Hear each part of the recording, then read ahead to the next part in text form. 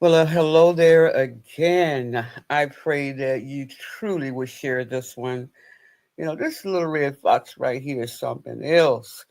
Sometimes the sharpest cuts come from the wounds of those people who are, right close. They come from these types of swords, but the words they say, the way they say it, the way they behave, their actions, their betrayals, those we love and trust, they're right up close and personal. But this is what I really call friendly fire. I know you've heard that before. You've heard even frenemies. Know the kind is when you're hit by this very one that your inner circle or that person you're close to, they disappoint you, they hurt you. You could see something really slick in them if they looking at your man or they looking at your woman, or they got something slick that they got going on that's hurting you, and you hate to believe it, but you know it's true. See, this kind of heartbreak feels deeper because it's personal.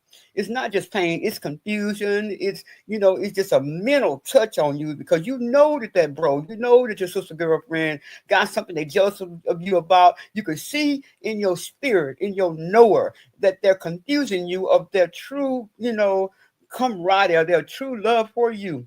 Like how could you? But this is what I'm trying to get you to see. But here's the real truth about the matter. Not all wounds from friends are meant to destroy you now. Some wounds are correction wrapped in compassion, even though they don't seem like it. God is trying to get this to you early. Okay, for you to open your eyes and discern better and see what you know is real. And other times, they're indicators of a shift in seasons in your life.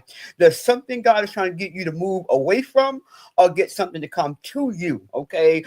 Something so you can do better. It's also revealing who's for you and who is against you, who's derailing you, or who's there really for you in the real light that's telling you, open your eyes, bro. Pay attention, sister girlfriend.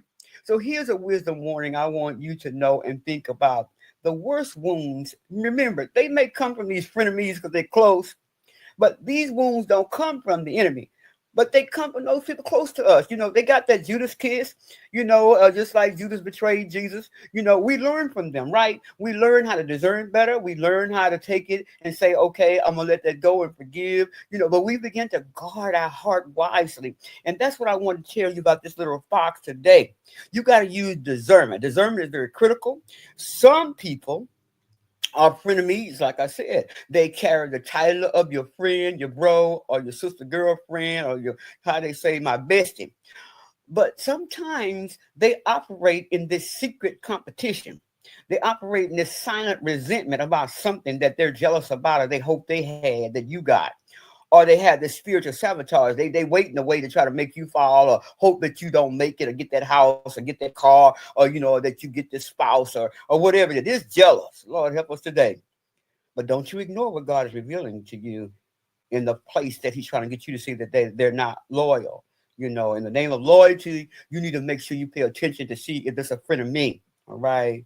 So I want to say this to you, and I'm gonna get off here. I want you to understand that not everyone who smiles at you is for you. Not everybody that's always there for you and say, I'm coming to help you. Many of them just trying to get your business and see what you're doing. Sometimes the greatest words mask the oldest or the coldest intentions. Okay. Think about that. Friendly fire may hurt, but it also helps you to heal wiser. Let the wounds teach you, not define you. And remember, God never wounds without purpose.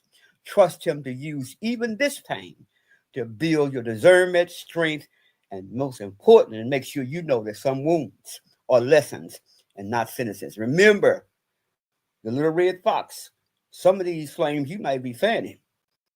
You don't need another stop sign. Think about it. You don't need another stop sign.